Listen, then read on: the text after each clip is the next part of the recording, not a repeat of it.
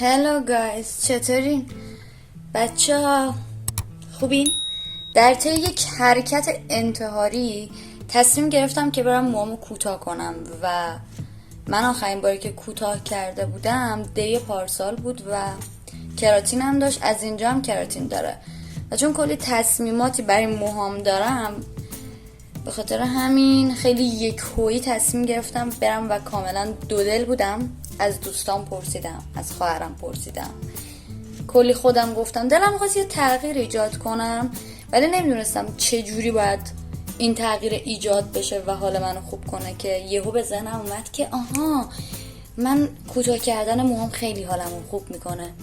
به نظر اینطور میاد، نمیدونم دیگه. و الان دارم میرم ببینم که یه آرایشگاه همین نزدیک تو مجتمعمون هست، میخوام برم ببینم که چقدر کوتاهش کنم و اصلا نمیدونم، خیلی دودلم ولی خب همه بهم میگن که کوتاه بهت میاد و اینا. منم خب خیلی وقته که کوتاه میکنم، چند سالی هست که کوتاه میکنم و امسال تصمیم گرفته بودم که موام بلند کنم و بلند کنم، ولی بازم میگم طی این حرکت انتحاری همه چیز خراب شد، همه چیز تغییر کرد. بریم ببینیم که میخوام برم از در بیرون، واقعا استرس دارم، نمیدونم برم یا نه. بچه دیگه دارم در رو باز میکنم، داریم میریم به سمت استرس دارم. اصلا نمیدونم این تصمیم از کجا ریشه گرفت، ولی خب من اونجوری هم که وقتی یه چیزی میاد تو ذهنم، یه چیزی میاد تو مخم، باید انجامش بدم. شما اینجوری بگید که مثل من. مثلا اینکه الان میخوام کوتاه کنم موهامو، خب گفتم چه کاریه، بذار انجامش بدم. این تو اون کار رو نتونم انجام بدم، کلا برای هر چیزی اینطوریم. همونطور که گفتم من مدلم اینجوریه که وقتی یه چیزی میره تو مخم باید انجام بدم. یعنی حتی هدف باشه، یه کار کوچیک باشه، یه بیرون رفتن باشه، مثلا اون که بره تو مخم میگم خب این یه تغییری تو من ایجاد میکنه و ممکنه حال منو خوب کنه. ممکنه که نه، 100%. ما خودمونیم که خودمون رو میشناسیم و میدونیم چه چیزی باعث خوب شدن حالمون میشه. اگه من کوتاه کردن موام حالمو خوب میکنه، خب چرا نباید این کار بکنم؟ پس تصمیم گرفتم. اون تابلو رو میبینین؟ این تابلو سالونی که قرار بریم با من همراه باشیم که موهامو کوتاه کنم و یه خورده کوچولو استرس دارم چون خیلی دودلم از این بابت، ولی خب کارش نمیشه کرد دیگه، دودلم دیگه، همیشه پیش میاد از این دودلی ها. باید یه دلشو برید تو دل ترس و استرس و اینا. بریم دیگه. تو این مجتمعش حالت خونه داره، کنم با برم زنگ در رو بزنم، اصلا نمیدونم تو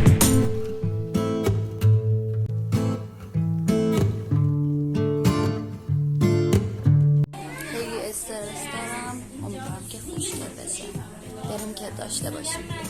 اینجا هنوز دودل بودم برای اینکه موام کوتاه کنم یا نه، ولی دیگه تصمیم خودم گرفته بودم.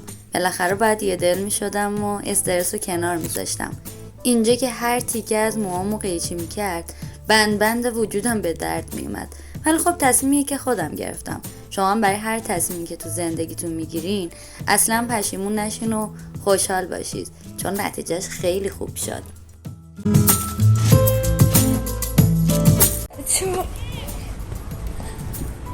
باورم نمیشه که موامو کوتاه کردم.